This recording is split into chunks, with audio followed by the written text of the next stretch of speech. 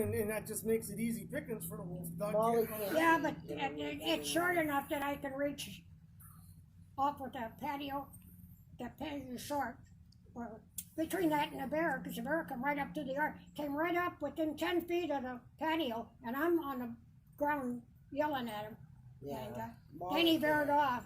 We had a lot of bears out there. Oh, I'm sure bears were scared the hell out of you. I mean, they were scared of you. I mean, Yeah, but bears, oh, and he's bold. He came clear up within 10 feet of me.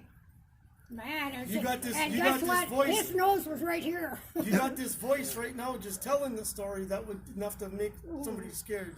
And we got wolves out there.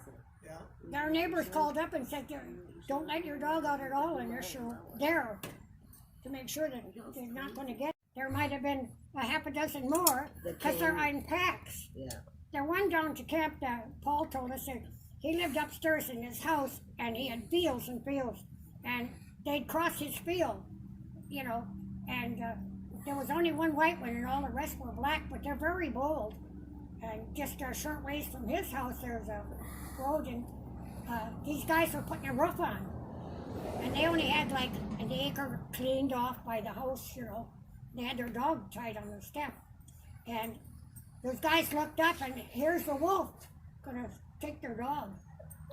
And they were there, and he was so bold. He said he came right up after the dog, and he said they practically flew off the roof and to save the dog, you know. And they only had an acre, but he said wasn't a week later he went down. He had it cleared off about 2 or 3 acres all the way around, so you could see it coming up. Because this acre, to see it was in the woods, and you wouldn't see it till it's out in the open. Yeah. And he said if they hadn't have been just turned around working on that roof, they wouldn't have seen it. The dog would have been gone. It was on a leash. Well, the dog was probably barking up a fiend. I would Oh, think. yeah. That's what he said. Said I figured I'll just let it bleed out and be done with it. I walked down there and I could see a big pile of blood. You could see where I hit it. The deer had gotten up and ran. And I'm walking and I could hear the DNR plane flying over, and I'm like, I'm sitting here now through my head, I'm thinking, do you remember when, you know, back in 1980 when they said satellites could read the license plates on a car?